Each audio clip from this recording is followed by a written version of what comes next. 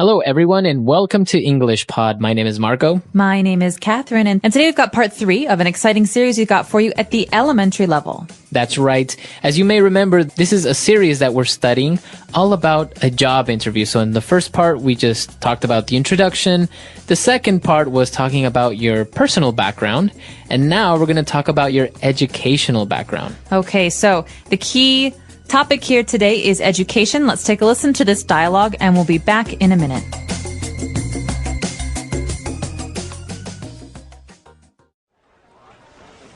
Now, if I look here, I see that you completed a BA in English. Yes, that's right. After graduating from high school in New York, I attended York University in the UK. My major was English, and my minor was business. I completed my BA in 2004. Yes, I'm pleased to see that you also got a distinction. Yes, that's right. I've always enjoyed studying. My friends say I'm a bit of a bookworm, but my father always pushed us to succeed at school. Well, it looks like his encouragement paid off, Rebecca.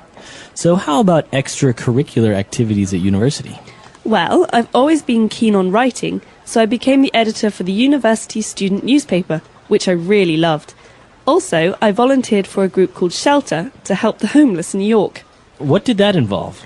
Providing warm meals and shelter, especially in the winter months. I found it really fulfilling to be part of that group. I'm sure. Okay, now let's move on to your work experience, shall we? Yeah, okay. Okay.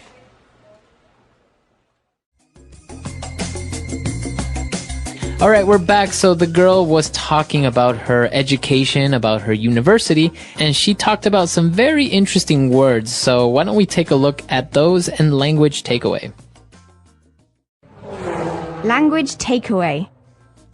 So, at the very beginning, Mr. Parsons, who's the interviewer here, asks Rebecca about her background and says, I see that you completed your BA in English. Okay, so we have an acronym there, a BA.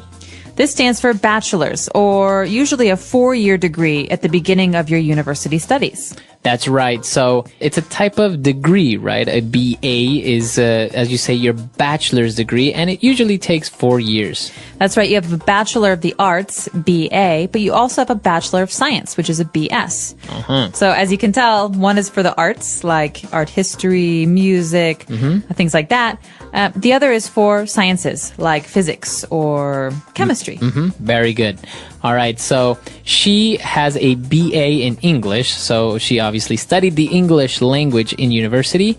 Then she moved on to talk about her major and minor. That's right. So, as you know, a degree is not just a degree in the arts in general, but it usually has a focus or an area of focus. So, her area of focus, her major was English. This is the most important part of her studies. So many of her courses, most of her courses at university were in English. That's right, but she also has a minor in business studies. Okay, that means she also studied business and business studies. That's not as important as her English studies, but it was very much a part of her degree. So let's say that when she was studying in university, 70% of what she studied was related to her major, English. And maybe 30% was her minor, was business studies. That's right. And she goes on to talk about herself and her friends who describe her as a bookworm. This is a really nice adjective and very common in English. That's right. So if you are a bookworm or you describe yourself as a bookworm, it means that you like to study a lot. You like to read a lot of books. So bookworm is just like what you said, is someone who really likes to read, someone who's always reading, maybe someone who lives in the library. So that's why you call them a bookworm. They live in the library or they read a lot of books. All right, so that's the noun bookworm. Now moving on to other parts of university. When you're studying, you're not only studying English or sciences and things like that. Sometimes you also do other activities or other things. That's right. So you have your schoolwork, which is during school. It's English and business studies for this woman, Rebecca. But you also have what you do outside of school. This is called extracurricular activities. So that's a long word, extracurricular. That's right. So extracurricular means it's not in the curriculum, right? That's right. It's outside of school. So it's not really like a specific subject or something that's related to your studies. If you don't do extracurricular activities, it's okay, right? That's right. A lot of people don't do any extracurricular activities, but many people do. For example, writing for the school newspaper or playing soccer. Exactly. So those are extracurricular activities. Anything that you want to do in university apart from studying, playing soccer, writing, etc. And it's not just university. You can do these in high school as well. Okay, very good. So those are the words that we have picked out for you today. I think they're very specific to education. And I think we should go back, listen to the dialogue again, and we'll be back in a bit with Fluency Builder. Now, if I look here, I see that you completed a BA in English. Yes, that's right. After graduating from high school in New York, I attended York University in the UK. My major was English and my minor was business. I completed my BA in 2004. Yes, I'm pleased to see that you also got a distinction. Yes, that's right. I've always enjoyed studying. My friends say I'm a bit of a bookworm, but my father always pushed us to succeed at school. Well, it looks like his encouragement paid off, Rebecca. So how about extracurricular activities at university? Well, I've always been keen on writing, so I became the editor for the university student newspaper, which I really loved. Also, I volunteered for a group called Shelter to help the homeless in New York. What did that involve? Providing warm meals and shelter, especially in the winter months. I found it really fulfilling to be part of that group. I'm sure. Okay, now let's move on to your work experience, shall we? Yeah, okay. Okay. All right, we're back. So now let's start off with our first phrase on Fluency Builder. Fluency Builder. So Rebecca's talking about her father and her friends, and she says she's a bookworm, but her father always pushed us, that means her and her family members, her siblings, to succeed. And this verb, to push us, to push someone, is very important because it's not the same as like to push a door. Right. So it's not physically that you're pushing somebody. It's actually to motivate somebody or to inspire someone to become better at something. That's right. So to push someone is to encourage them to do something bad. It's not always a good thing. So right. She was always pushing me to do what she wanted to do, not what I wanted to do. That means someone's always trying to influence you or to get you to do something. Exactly. So as you say, to push someone is to influence them, to motivate them, to encourage them to do something good or bad. Well, and Mr. Parsons agreed with her dad's encouragement, and he said, well, it really paid off. Okay, this is a great verbal phrase, to pay off. This means to have benefits. Okay, so all of your hard work really paid off. So you can see the results. You can see the positive results of your hard work. It paid off. You could even ask someone, all that hard work, did it pay off? Right. So that you're basically asking, was it worth it? Yeah. Okay, to pay off. And, well, when she was talking about extracurricular activities, she said she was always keen on writing. Now, I think this is more common among British people to say you're keen on something, but it basically means to like. So remember the phrase keen on. This is the preposition here, keen on. I'm keen on writing. So can you say that you are keen on someone? Yes, you can. That means you like someone, maybe romantically. Okay, so it's kind of, as Catherine said, a more of a British thing, but it's correct and you can use it in replacement of to like. I think it also sounds a little bit more formal. Instead of saying, well, I've always liked writing, if she says, well, I've always been keen on writing, I think it sounds nice. A little smarter. Yeah. All right. And our last word, it's actually an interesting word. It might be a little bit complicated to understand, but when she said that, volunteering was very fulfilling and to be part of a group. Okay, fulfilling sounds a lot like the word filling, but you shouldn't confuse these two because the meaning is very different, right? So something that is fulfilling makes you feel really good. You maybe you don't make money from it or you don't get a lot of praise from it, but it still makes you feel happy about life for yourself or something. So you get satisfaction. Now notice the pronunciation. You don't say fulfilling. No, you say fulfilling. Fulfilling. So the L there is kind of silent. Kind of optional. But maybe you could ask someone, what do you find fulfilling in your life? Or you can ask, do you think your job is fulfilling? Yeah. Okay. So a lot of great words there, a lot of interesting things related to education and not so much. Why don't we go back and listen to the dialogue one last time?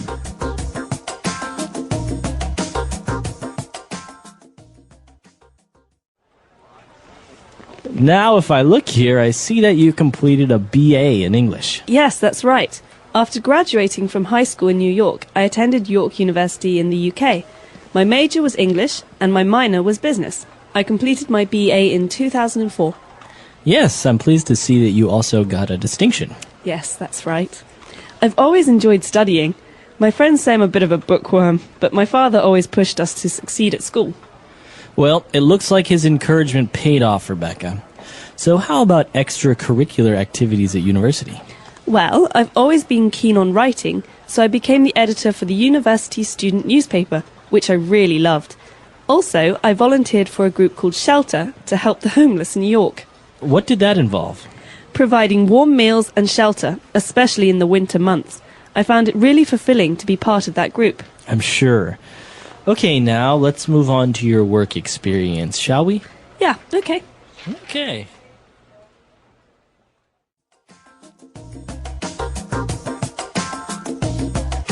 All right, so talking about going to university, I think they used a really specific verb there that's worth mentioning. She said, I attended York University in the UK. So to attend.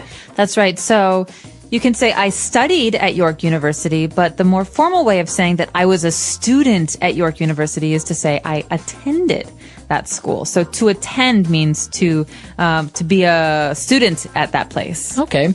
And what about you, Catherine? Did you participate in any extracurricular activities back in college? I did. I participated in a lot of extracurricular activities. I was in the orchestra at my university, and I played in a lot of musical groups. Mm-hmm. I also was in a discussion group for politics, and the India-Pakistan dialogue group, and I was in a number of different film clubs. So we would talk about film, and I even helped out at the TV station for my university. Oh, wow. The university had a TV station. Yeah, so all of it was student-directed. So basically, the students controlled the TV station. That's really interesting. I think these types of extracurricular activities are, as many as these, are maybe not as common in other places, or maybe they're a little bit different. I know, for example, in the U.S., you have all these political ones and a lot of sports and things like that, but you also have very strange far ones like I don't know, like there's a cooking club, and there's even like a gardening club. I've heard astronomy club. There's all types of extracurricular activities. Well, what's really nice about a lot of American universities is that there are many resources that students can use. Mm-hmm. And so maybe the reason there's a cooking club is because there are massive kitchens that the students can use to cook food and experiment, and even teachers and professors sometimes come to help. So it's a really nice environment because everyone's teaching each other. Right. Mm-hmm. No, it's very, very interesting, and we're actually curious to know how universities work in your country. Are you able to have a minor in a subject? Mm-hmm. Because many universities don't offer this option. Right, they just have one major and that's all. Right, or maybe are you able to participate in extracurricular activities? Like sports or radio or writing? Let us know. Our website is englishpod.com. All right, so we'll see you guys there. Bye. Bye.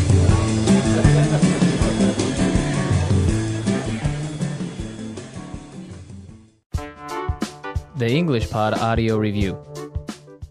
Listen to the meaning, then say the vocabulary word. Bachelor of Arts.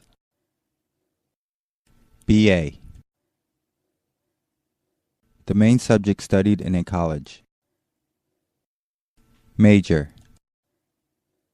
A second subject studied in college. Minor. Excellence. Distinction. A person who likes reading and studying. Bookworm. To affect positively. Pay off. Extra activities. extracurricular, willing or eager to do something, keen on, want to do something without being forced or pay, volunteer, contain, involve, full of happiness and satisfaction, fulfilling, to encourage or persuade someone to do something, push, Let's try that faster. willing or eager to do something, keen on, want to do something without being forced or pay, volunteer, a second subject studied in college, minor, full of happiness and satisfaction, fulfilling, extra activities, extracurricular, to affect positively, pay off, Bachelor of Arts, BA, contain, involve, excellence, distinction, a person who likes reading and studying, bookworm, to encourage or persuade someone to do something, push, the main subject studied in a college, major, Now say the word and hear it in a sentence. major,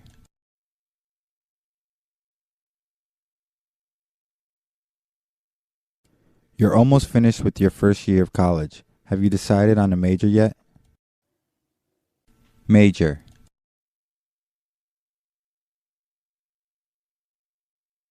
Mark graduated with a double major in philosophy and East Asian studies. Major,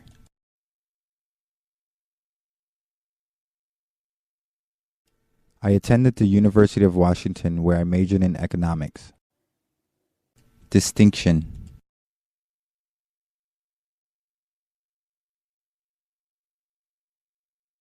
it may be difficult for some English learners to hear the distinction between the words eyes and ice. Distinction,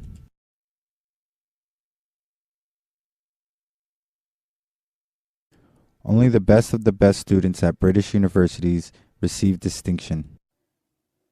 Distinction,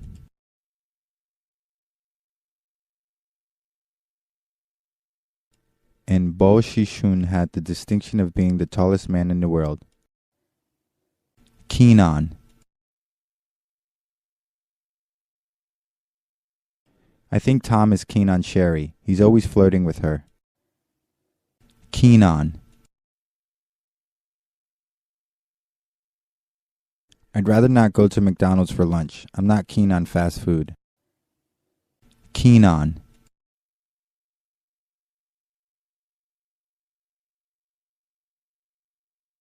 my boss is really keen on golf these days, so we bought him monogrammed golf balls as a gift. Pay off,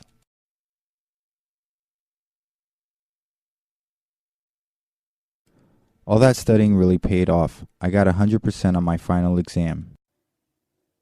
Pay off,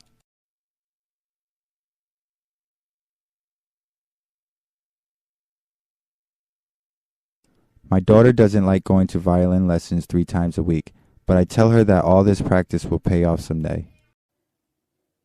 Pay off,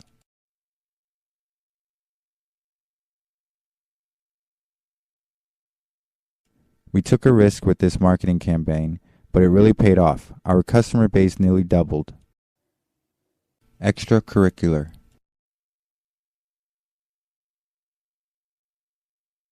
what extracurricular activities did you participate in while you were in college? Extracurricular,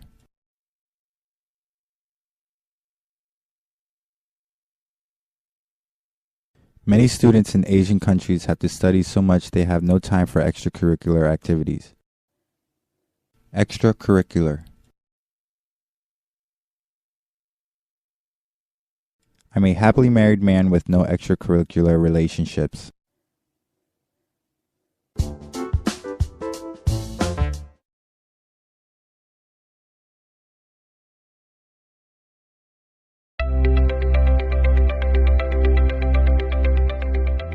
Hello, everyone, and welcome to English Pod. My name is Marco. My name is Catherine, and today we have a new lesson in our series about interviewing for a new job. This is, of course, at the elementary level.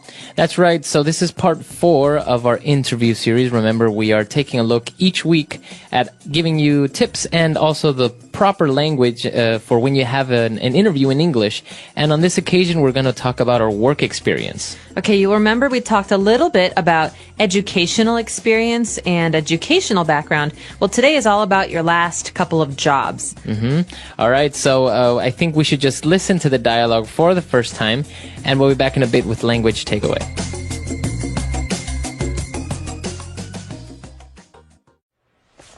Right, Rebecca. Now I see that after graduating from university, your first job was... For a local paper in York called the York Herald. Actually, I started with them as an intern. I was really keen on getting some experience in journalism, and this seemed like a good first step. Certainly. And after your internship? They seemed impressed and offered me a position as a junior local news reporter. I ended up staying 2 years there, actually. I was in charge of the sports news section of the newspaper. I really enjoyed it there, and it really helped me build my skills. Yes, I see. But you decided to leave them in 2006, right? Yes, that's right. My husband and I moved to London, and so I managed to find a position with a national newspaper based in London. The London Weekly, right? Yes. In some ways, it was a step down from my previous job, but it did offer me much better prospects for the future. All right, we're back. So now we've picked out a couple of key words, and we're going to take a look at those now on Language Takeaway. Language takeaway. So, Marco, a lot of people don't start out as a professional with a job. They have something else first. What is this? That's right. A very popular way to begin your work experience. You become an intern, or you work as an intern. Okay, so the name of the job, we could say, is intern. I'm an intern, or he's an intern at my company. Exactly. So usually interns work at a company. Usually they're not paid. And or if they are, it's a very, very little pay. And the purpose of an internship, or to work as an intern, is to gain experience. That's right. So it's basically like a study opportunity for a job that you know you want. I could be an intern at a media company, and I could learn all about media, but it's not really a full job. Exactly. And usually it serves as an opportunity to maybe continue working at that company in a full-time job. So you become an intern, and the noun or what you are doing is called an internship. So I'm an intern, but what I have is an internship. Right. It's like saying I have a job. I have an internship, but I am an intern. Exactly. All right, so we've covered those 2 words. Now, let's move on to when she's describing her work experience in the York Herald, and she described it as a very good first step. Okay, so a first step, you think about your foot, your step, you're moving. It means the very first thing you do when you're heading in some direction. Right, and professionally, I guess your first steps are maybe becoming an intern. Right, or you could say my first step was working in the mail room at this big movie studio, but later I became, famous movie producer. Exactly. So that's kind of like the way that you begin your professional life. And, then they started talking about the newspapers, and actually Rebecca was offered a position as a junior local news reporter. Okay, so junior means usually lower ranking or not experienced. Someone who is just starting out. And of course, after junior, we have senior. Right. So a senior news reporter is someone who's worked for many, many years as a reporter. Usually, I guess, a junior news reporter would make less money than a senior news reporter. Exactly. You could also say junior executive or senior executive. Junior manager. These are ways of describing length of experience. And in this case, she's junior, but what kind of job does she have? Well, she is a news reporter for local issues. Okay, so she's a local news reporter. Now, what exactly does that mean if you're a local news reporter or for local issues? Well, if I live in Chicago and I'm a local news reporter, I only write or report the news about Chicago. Okay. It's a way of describing the things in my area. So it's the opposite of our next phrase, national.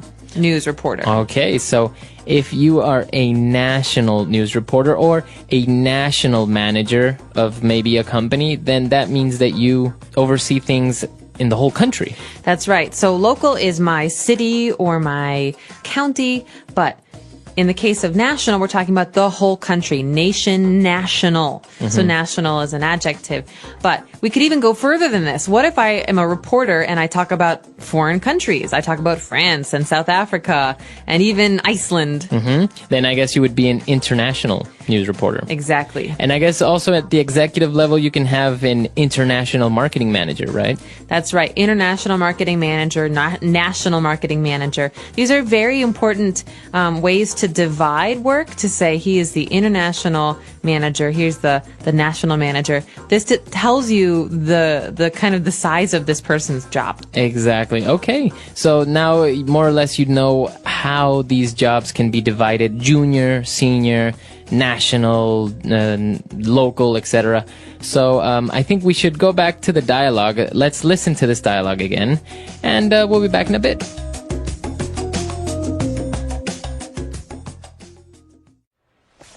Right, Rebecca. Now I see that after graduating from university, your first job was... For a local paper in York called the York Herald. Actually, I started with them as an intern. I was really keen on getting some experience in journalism, and this seemed like a good first step. Certainly. And after your internship? They seemed impressed and offered me a position as a junior local news reporter. I ended up staying 2 years there, actually. I was in charge of the sports news section of the newspaper. I really enjoyed it there, and it really helped me build my skills.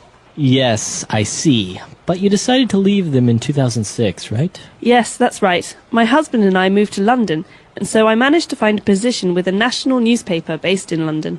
The London Weekly, right? Yes. In some ways, it was a step down from my previous job, but it did offer me much better prospects for the future.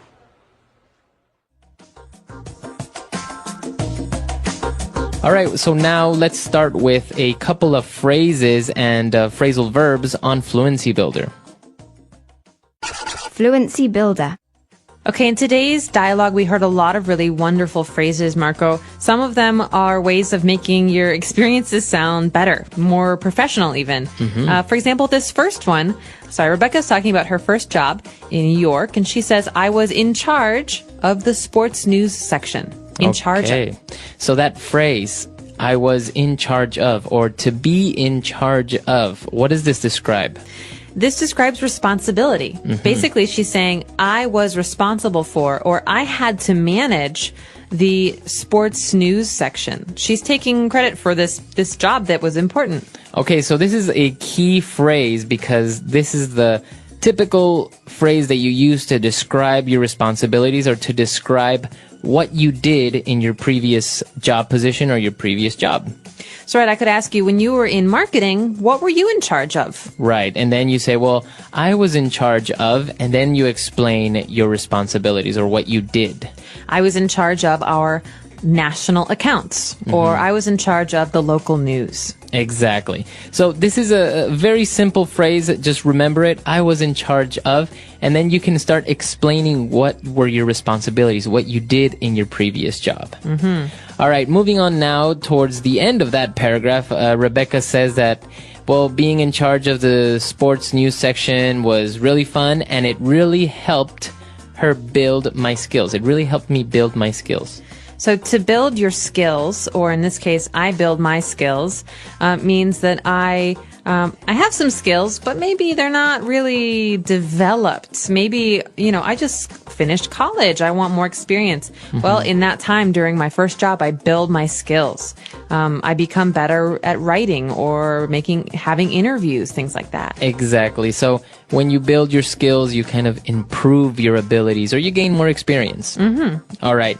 And another interesting phrase coming up here when Rebecca talked about moving to London with her husband, she said, I managed to find a position with a national newspaper. Okay, so I managed to, or you could say to manage to do something. This is a really interesting phrase because it's another way of saying to be able to, or to succeed at something. Okay, so don't confuse it with manager or to manage people. That is also correct. Obviously, it exists. But to manage to do something is to, as you said, to be able to do something. Right. So, for example, I was running really late yesterday and I had a ticket for a train at 5 o'clock. I thought I would miss the train, but I managed to get to the train on time. That means I was able to get on the train on time. Exactly. Okay, so you managed to find a job. I managed to get to the train on time. I was able to. All right, and towards the end, Rebecca talked about her job at the London Weekly, and she described it as a step down from my previous job. Okay, is this a good thing or a bad thing, Marco? A step down in something is a bad thing. It's to reduce in level or to decrease. Okay, so basically she's saying, listen, I had this really great job in New York, and I took a new job in London, and the new job, it wasn't as good in many ways, because maybe she had less responsibility, or maybe it paid less. So this is a way of saying it wasn't as good as my last job. Okay, so her new job was a step down from her previous job. You could say, I think his new girlfriend's a bit of a step down, if you know what I mean. Exactly. So usually you're comparing, right? That's right. You're making a comparison between something from the past to now. Exactly. Okay, so a step down. Why don't we go back and listen to the dialogue for the very last time, and we'll be back to talk to you in a bit.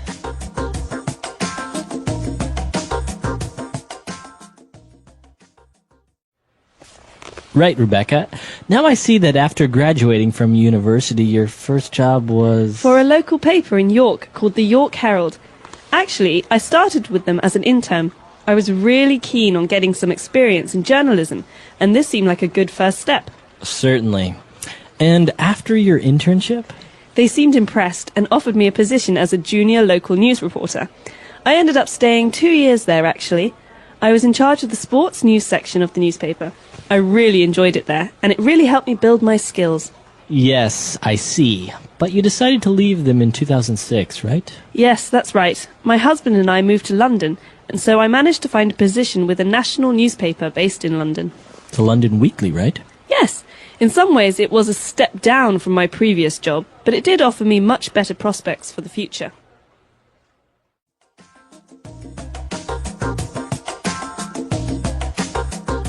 All right, so talking about internships and interns, it seems that usually they get, it's not very exciting to become an intern because it ends up that the office people just make you, make coffee or copies and stuff like that. You're not really gaining much work experience. That is the reputation in the United States for internships. So basically, when you agree to do an internship, sometimes you have to apply to do an internship. It's a very long process. You end up, like you say, making coffee for people or photocopying reports. And this is really boring work. Right. I think, that is the reputation that many places have, like you say, in the United States. But also, I don't know, I guess it does seem, in a way, the only opportunity in order to be able to get into an industry or a company. Maybe it's a really good company, like, I don't know, like Procter and Gamble. And how else are you going to be able to get in there with no job experience? Well, that's right. And a lot of people know that an internship doesn't really give you work experience, but they'd still give it, they still think that it gives you some edge or some advantage when you're looking for jobs later. Because if I write down on my resume, we were talking earlier about resumes, if I write down on my resume that I was an intern at Procter and Gamble, wow, that's really impressive. Right, it looks good. All right, so this is an interesting topic. Let us know if you were ever an intern. Maybe you started out as an internship, or maybe you're doing one now. Was it better than we say? Did you do anything else other than making coffee? We really hope so, and we look forward to hearing about your experiences. All right, we'll see everyone at EnglishPod.com, and until next time. Bye. Bye.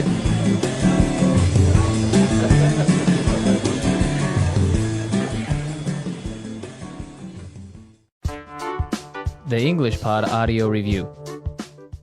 Listen to the meaning, then say the vocabulary word. Turned out or result in. End up. Be responsible for. In charge of. Be able to. Manage to. A decrease or reduction in size or amount. Step down. A mental picture of something to come. Prospect. Let's try that faster. Be responsible for. In charge of. A mental picture of something to come. Prospect. Turned out or result in. End up. Be able to. Manage to. A decrease or reduction in size or amount. Step down. Now say the word and hear it in a sentence. End up.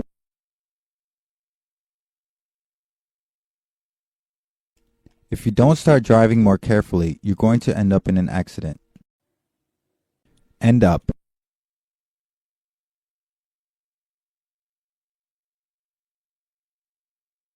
We had meetings with several different suppliers, and we ended up choosing Acme because of their excellent customer service. End up.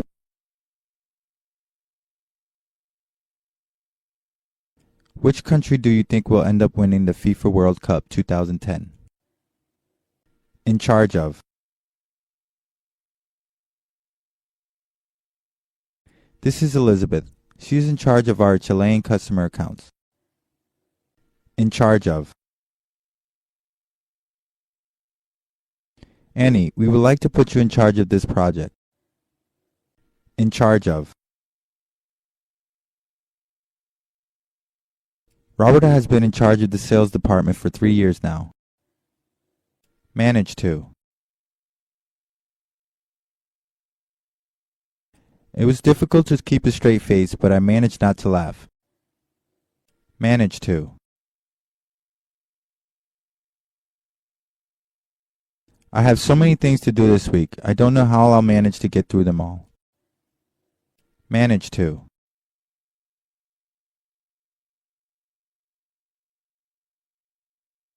It's almost impossible to get weekend tickets to the Shanghai World Expo now, but Ben managed to get a pair. Step down.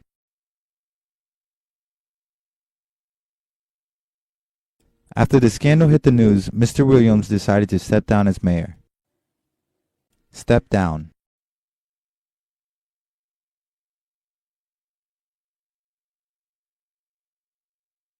Going from corporate CFO to working at a startup may seem like a step down to some, but Jackie is excited about the change. Step down.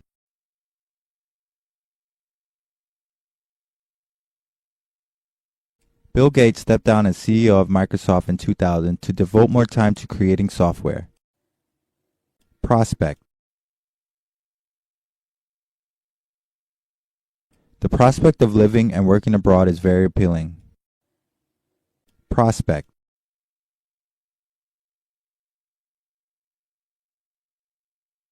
Your son has been accepted to 4 different universities. Wow, he has so many prospects open to him. Prospect.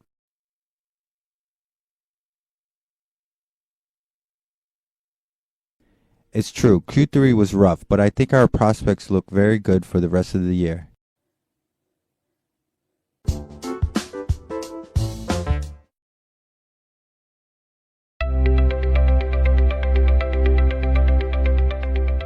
Hello, everyone, and welcome to English Pod. My name is Marco. My name is Catherine, and today we're going to continue in our series about job interviews. That's right.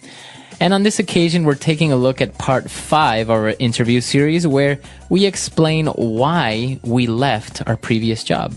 Okay, and so in an interview, this is a very popular question. Why did you leave your last job? Learn some tools for answering this question in today's dialogue. We're going to take a listen to it first, and we'll be back in a moment.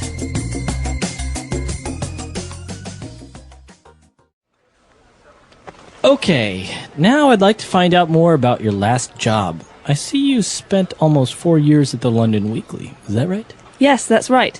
To be honest, the first year was quite tough for me. I was really just treated more like an intern. I didn't have many responsibilities, and I found it quite frustrating. So, what changed? Well, slowly but surely I proved myself, and the new editor liked me, so he promoted me to features writer. Wow, a real step up. Yes, I was responsible for restaurant and food reviews mostly. I spent 3 years in that position. But to be honest, it wasn't an area of journalism I wanted to stay in long term. I see. So why did you decide to leave finally? I just felt that the paper couldn't offer me any new opportunities. I really needed a more challenging role, to be honest. All right, we're back, and as we saw, Rebecca handled it quite well, explaining why you left your last job, because obviously you don't want to say something like, well, I just really didn't like my company, or, the boss was a really bad guy. Or I was fired for being lazy. Exactly. So why don't we take a look at a couple of different words on language takeaway. Language takeaway.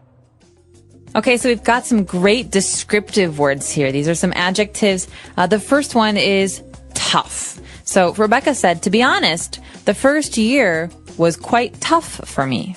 All right, so she's describing that her first year at that company where she was working, it was tough, and that means hard, difficult. That's right. So you could say, this is a really tough situation. That means it's a difficult situation. It's hard because there's no easy answer.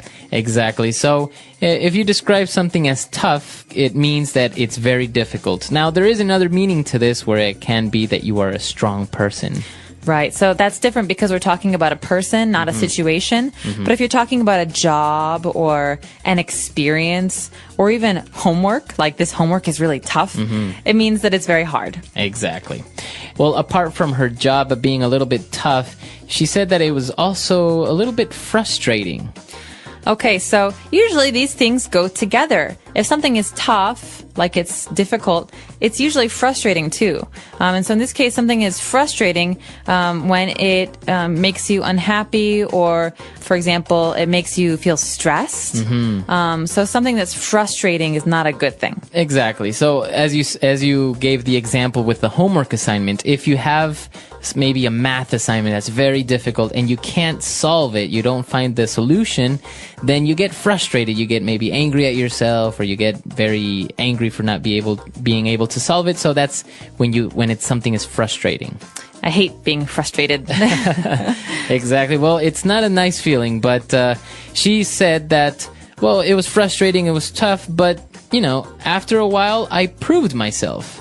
Okay, so that means that she was able to show someone that she can handle difficult things, difficult work, difficult situations. And so she said, I proved myself and the new editor liked me. So basically, she did a really good job. Exactly. So if you prove yourself, you're showing someone that you have great ability or capabilities of solving a problem or being able to handle a difficult job.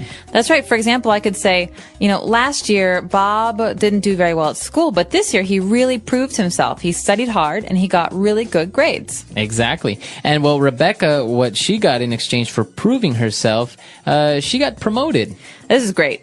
So promotions are good things. The verb here is to promote or to be promoted. So in this case, she was promoted.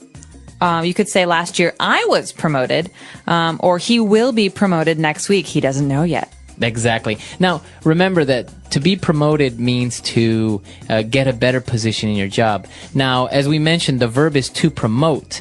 And you may be asking yourself why we are using the verb to be in the past, was promoted. And this is because it's an ed adjective. It's an adjective that ends in ed. So you may think it's a verb, but it's not. It's actually an adjective. The verb here is to be.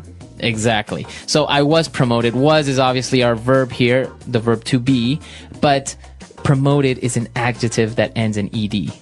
Okay, and so if I'm the boss, the action I do, the verb I do, is I promote someone. So this can be a little bit tricky, but we recommend that you check out the website for more details because we have lots of examples of how to use this. Exactly. Well, she got promoted and, she was really happy for a while, but then she said, you know what? I really needed a more challenging role, a more challenging job.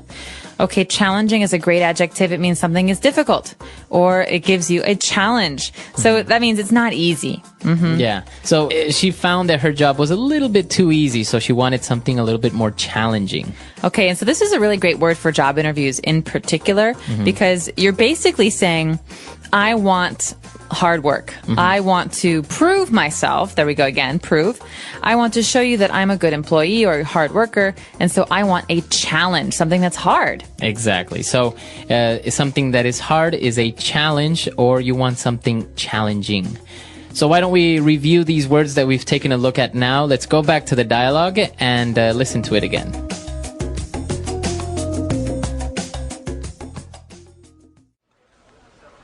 Okay, now I'd like to find out more about your last job. I see you spent almost 4 years at the London Weekly. Is that right? Yes, that's right. To be honest, the first year was quite tough for me. I was really just treated more like an intern. I didn't have many responsibilities, and I found it quite frustrating. So, what changed? Well, slowly but surely I proved myself, and the new editor liked me, so he promoted me to features writer. Wow, a real step up.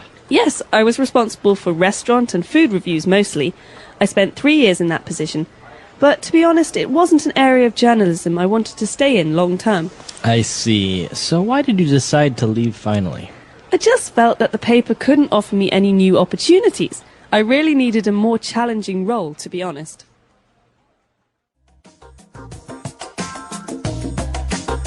All right, we're back. So now let's take a look at a couple of phrases we picked out for you on Fluency Builder. Fluency Builder. Okay, this first phrase is unusual because it actually happens at the end of sentences. This is very, very common with people who are making small talk or who are doing interviews. This is the phrase, "Is that right?" So basically, you saw that in the first line, Mr. Parsons was talking to her and said, well, I see you spent almost 4 years at the London Weekly. Is that right? So he's ending the sentence with this phrase. So he's making the sentence a question. I see that you did this. Is that right? So he's asking her to confirm the fact that he knows about her, because maybe they've never really talked before. So this is a good way for him to ask her to give more details. Exactly. So for example, Marco, I hear that you're from Ecuador. Is that right? That's right. So you, apart from ending the sentence like this, if maybe somebody asks you, is that right? You have to confirm. You have to say, yes, that's right. Or yes. It's also good to elaborate, to give more details. So, Right. yes, I'm from Ecuador. I was born there, but I've lived in the United States. This is a way to give more information because that's basically what the person's asking. Yeah, I think it wouldn't be very good if you're at a job interview and the person says, is that right? And you say, yes, that's right. And then you don't say anything else. So, yeah, basically the point is you have to confirm or deny. You have to say, yes, that's right, or no, that's not right. And then you have to give some information about the question. Exactly. All right. Now, moving on, when Rebecca, again, was talking about her job, she was saying it's tough, and I didn't have many responsibilities, and I found it quite frustrating. Okay, so this is like lost and found, like I lost my hat and I found it later. No. This is what's interesting about this verb, find. We are not actually looking for something, or we didn't actually find something we were looking for. This is kind of a realization, right? That's right. It's like a feeling. So I find this movie boring. That means I think this movie is boring. It's the way that you're thinking about something. That's right. Or you can say, oh, I found Paris to be quite an expensive city. Yeah, pretty expensive. So this is your impression. This is the way that you feel about something. Exactly. So this is another way that you can use this word to find. Now, again, when Rebecca talked about proving herself, she used a very interesting, I would say, phrase, a very popular, well-known phrase, slowly but surely. Okay, so slowly but surely is the opposite of right away. Right? So something that happens right away is immediate. Like, I got promoted right away. But slowly but surely means after lots of time and even hard work, this good thing happened. Or it's usually a good thing, actually. Yeah, it's, you're basically saying that you didn't do anything very quickly, but you did it very well. So slowly but surely, I finished building my home. Right, so it didn't happen overnight, but it did happen over time. You can also say this about studying a language. At the beginning, learning English was really hard, but slowly but surely, I became fluent. Exactly. Okay, so slowly but surely. And the last phrase that we have for you today, you may have seen that Rebecca used this phrase, to be honest, a couple of times before explaining something. So why does she say to be honest? To be honest is sometimes something we say in English to fill some space or some time. We call it filler. But it's also a way to introduce something that's negative. So, for example, in this dialogue, she's talking about her negative experiences. You know, my job was tough. My experience was bad. So she says, to be honest, it wasn't the best experience, but I learned from it. She's saying this to introduce some things that are maybe not positive, not happy things. That's right. So it's another way of saying, look, I'm going to tell you the truth. It may not be something positive, but, you know, this is what happened. So to be honest, I didn't really like my last employer or something like that. Right. Well, you can even talk about this with your friends. So, hey, Marco, did you like that movie, Shutter Island? To be honest, I didn't really see it. Oh. I fell asleep. Or you could say, to be honest, I didn't love it. I didn't really like it. Exactly. So it's a very good phrase, but don't overuse it. I think sometimes you get into the habit of using it all the time, and just like. You know, Yes. well, you know, like I went to the movies yesterday, and Like, to be honest, like, so try to keep these fillers as you described them to a minimum. So don't really use them too much. yes, say thoughts and ideas, nice action verbs, not too much fillers, because sometimes, especially in an interview, it makes people think that you don't really know much to say. Yeah, exactly. Okay, so let's listen to the dialogue for the last time, and we'll be back to chat a little bit more.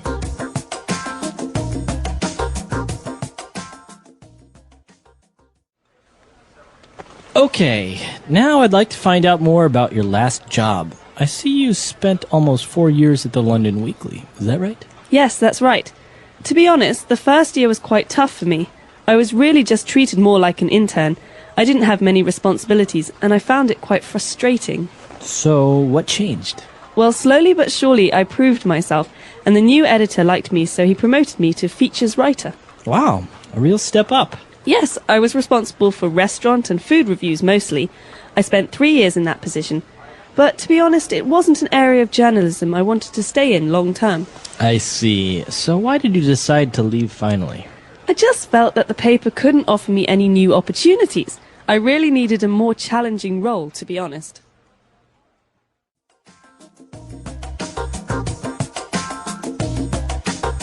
All right, so talking about your last employer, this is a pretty ideal thing. Now, do you have any advice that you can give our listeners about describing your last job? Why did you leave your previous employer? Well, I do have a little bit of basic job advice. I would say don't complain about your last employer. Don't say my boss was mean, my coworkers were lazy, my company was terrible, because usually as a person doing an interview, that makes you think that this person, if they work for you, will complain about you. And so I think it's important, like what Rebecca does in this dialogue, to keep it positive. Yeah.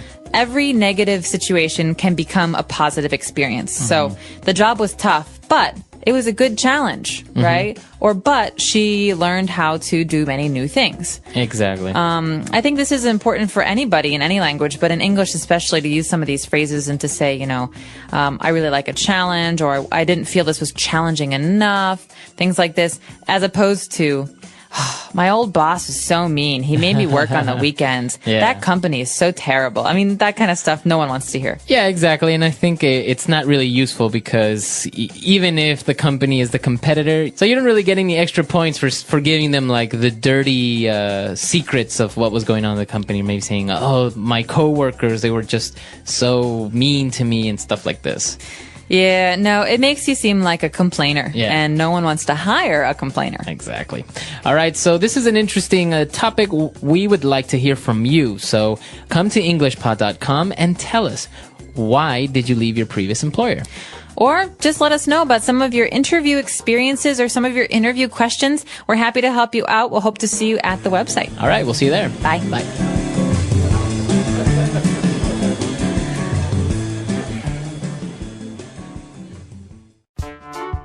The English Pod Audio Review. Listen to the meaning, then say the vocabulary word. To cause feelings of discouragement or bafflement. Frustrating. Happen gradually but inevitably or without fail. Slowly but surely. To show to have the character or ability expected. To prove oneself. Covering a relatively long period of time. Long term. A test of one's abilities or resources in a demanding but stimulating undertaking. Challenging. Let's try that faster. Happen gradually but inevitably or without fail. Slowly but surely. To cause feelings of discouragement or bafflement. Frustrating. Covering a relatively long period of time. Long term. To show to have the character or ability expected. To prove oneself. A test of one's abilities or resources in a demanding but stimulating undertaking. Challenging. Now say the word and hear it in a sentence. Frustrating.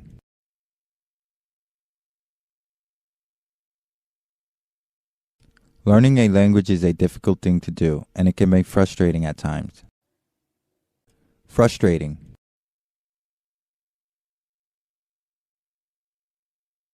Trying to catch a cab during rush hour is always so frustrating. Frustrating. This is so frustrating. My computer keeps crashing. Slowly but surely. The world is emerging from the recession slowly but surely. Slowly but surely. Our customer base is growing slowly but surely. Slowly but surely. Slowly but surely the elderly man walked down the street. To prove oneself.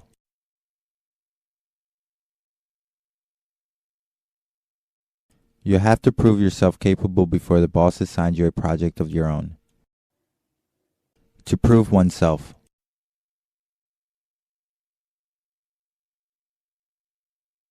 The new guy did a great job on his presentation. He's really proving himself. To prove oneself.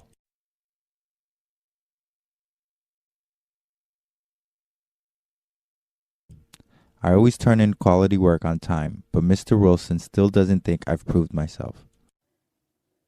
Long term. What are your long-term goals? Long term. I don't see myself living in Hong Kong in the long term. Long term.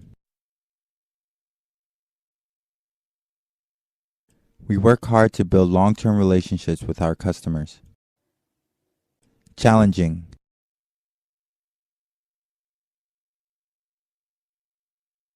I know work with Sally can be challenging at times, but she's very talented. Challenging.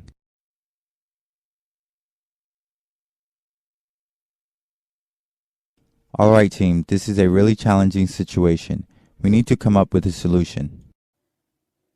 Challenging.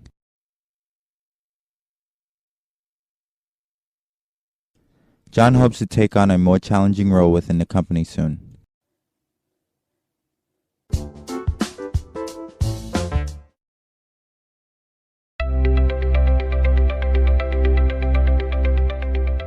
Hello, everyone, and welcome to English Pod. My name is Marco. My name is Catherine, and as you've probably noticed on our website, this is one of many different parts of a series all about having an interview in English. This is a job interview, and at this point, we're at about part 7.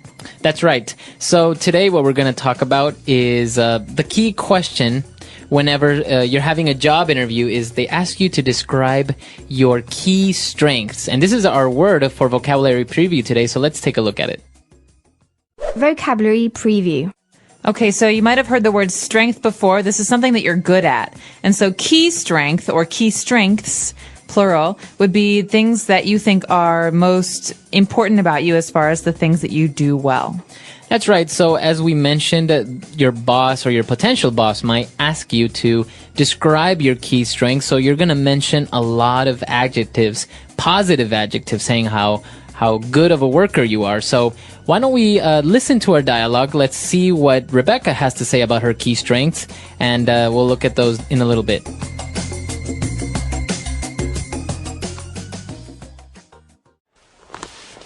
Okay, Rebecca, now you've given me a good idea of your work and academic background, but what about you as a person? How would you describe your key strengths?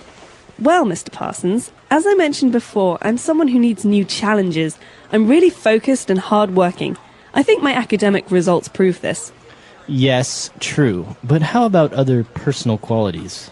Well, I believe I'm a good team player, but I can also work well independently. I'm very enthusiastic and, well, I hope my colleagues would agree. I'm fun to work with. What would you say is your most positive quality? That's a tough question. But I would have to say my passion. I'm really passionate about journalism and passionate about my career. All right, so she obviously has a lot of good key strengths. Why don't we analyze a couple of those on Language Takeaway? Language takeaway. So one of the first things that Rebecca mentions is that she's really focused. Okay, so this word focused, what does this mean? All right, so if a person is focused, basically you're saying that you concentrate on your work. That's right, and someone who's focused might be very good in a noisy office or in a place that is full of distractions, like you said, because they don't stop their work and think about the noise or move around or go talk to people. Someone who is focused just sits down and can do a lot of work all at once. That's right, so she describes herself as focused and hardworking. So hardworking means basically what it sounds like, that someone works very hard. That means they put in a lot of hours. They can, they get their work done. They're really, really dependable. That's right. So as you can see, we use the word hardworking together. So if you work hard, you don't say I work hard. You can say that, but if you want to use it as an adjective, you say I am hardworking. The opposite, of course, would be lazy. That's right. Okay.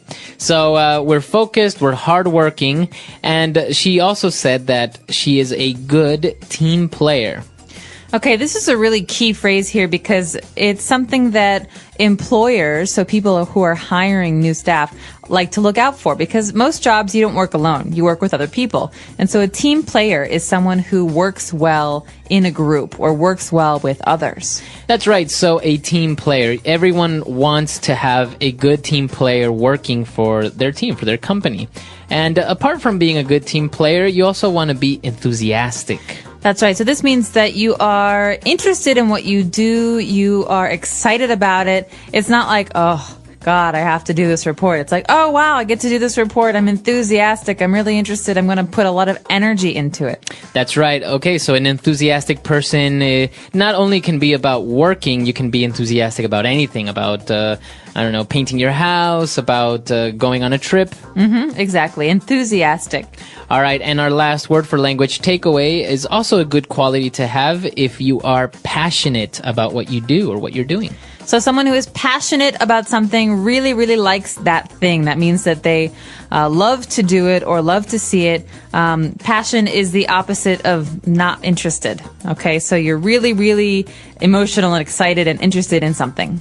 That's right. So you are passionate about something. It comes from the noun passion. So you have a passion for painting. Maybe you love to paint. So you're very passionate about painting. So a lot of great adjectives there to describe yourself in a good way. Why don't we listen to our dialogue again, and we'll be back with Fluency Builder. Okay, Rebecca, now you've given me a good idea of your work and academic background, but what about you as a person? How would you describe your key strengths? Well, Mr. Parsons, as I mentioned before, I'm someone who needs new challenges. I'm really focused and hardworking. I think my academic results prove this. Yes, true, but how about other personal qualities? Well, I believe I'm a good team player, but I can also work well independently. I'm very enthusiastic and, well, I hope my colleagues would agree. I'm fun to work with. What would you say is your most positive quality? That's a tough question. but I would have to say my passion.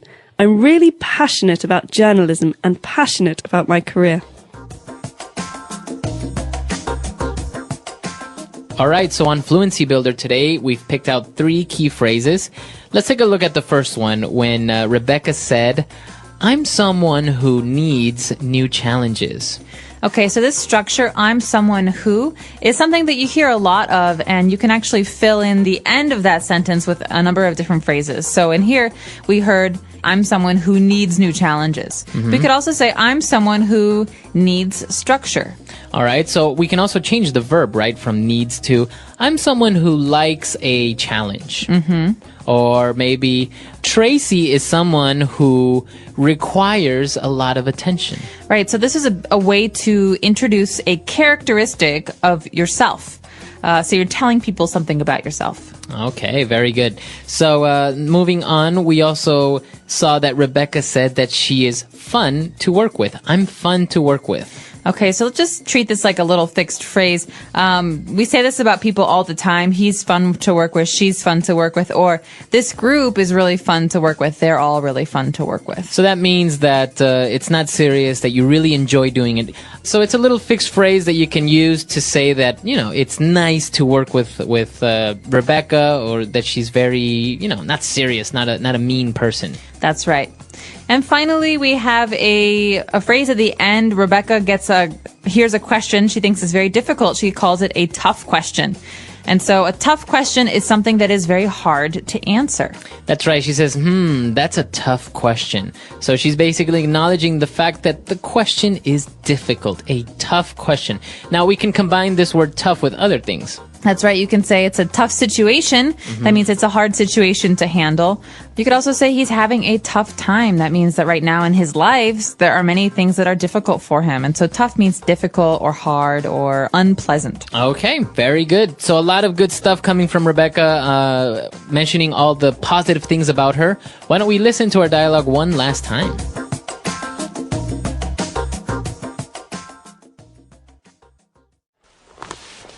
Okay, Rebecca, now you've given me a good idea of your work and academic background, but what about you as a person? How would you describe your key strengths? Well, Mr. Parsons, as I mentioned before, I'm someone who needs new challenges. I'm really focused and hardworking. I think my academic results prove this. Yes, true, but how about other personal qualities? Well, I believe I'm a good team player, but I can also work well independently. I'm very enthusiastic and, well, I hope my colleagues would agree. I'm fun to work with. What would you say is your most positive quality? That's a tough question. But I would have to say my passion. I'm really passionate about journalism and passionate about my career.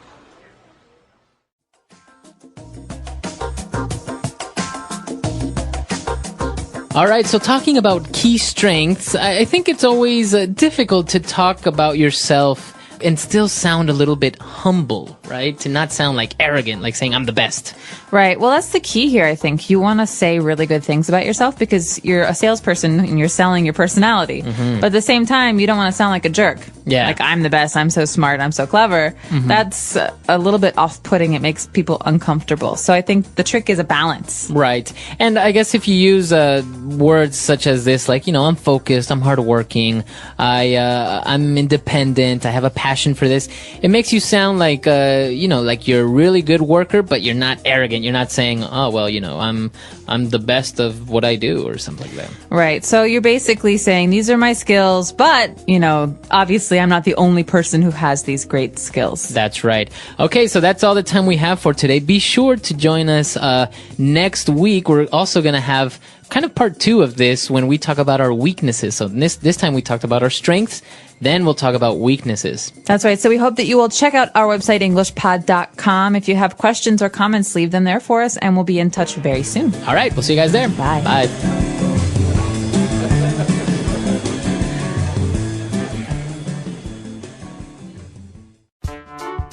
The English Pod Audio Review.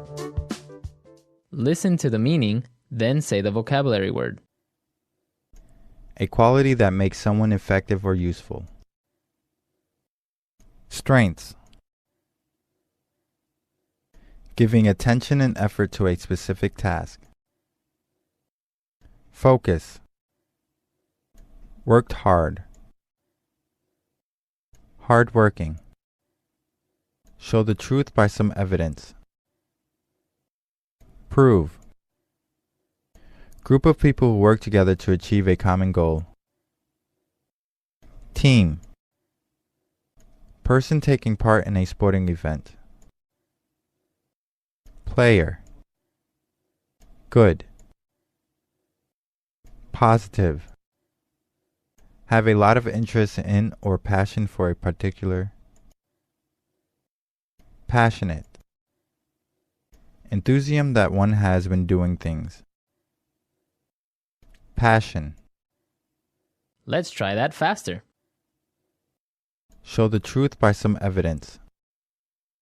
Prove. Giving attention and effort to a specific task. Focus. Group of people who work together to achieve a common goal. Team. Enthusiasm that one has when doing things. Passion. Have a lot of interest in or passion for a particular. Passionate. Person taking part in a sporting event. Player. A quality that makes someone effective or useful. Strengths. Worked hard. Hardworking. Good. Positive. Now say the word and hear it in a sentence. Strengths.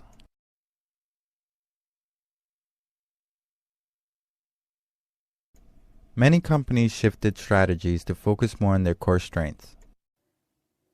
Strengths.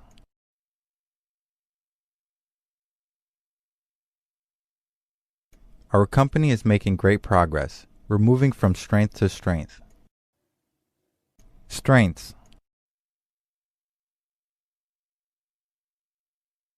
Bill's greatest strength is his ability to solve problems. Focus.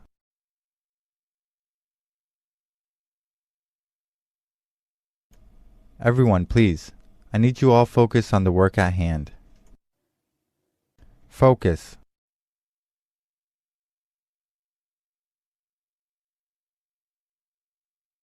Don't distract Lillian. She's really focused on getting the report finished by don't. Focus. Keep your eyes focused on my finger as I move it. Hardworking.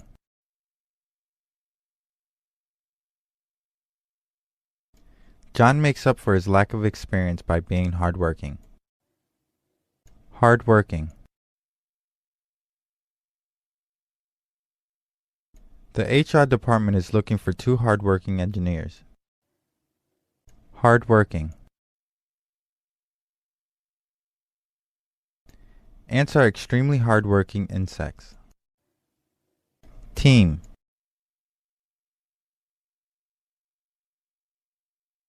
Some basketball stars are really talented, but they're not team players. Team.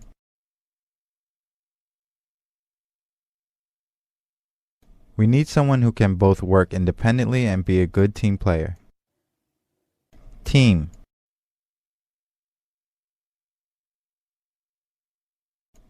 I'm just not sure Ryan has the ability to work as a team player. Passionate. Jane is really passionate about human rights issues. Passionate. How could anyone be passionate about accounting? Passionate. Their relationship was passionate but not long-lasting.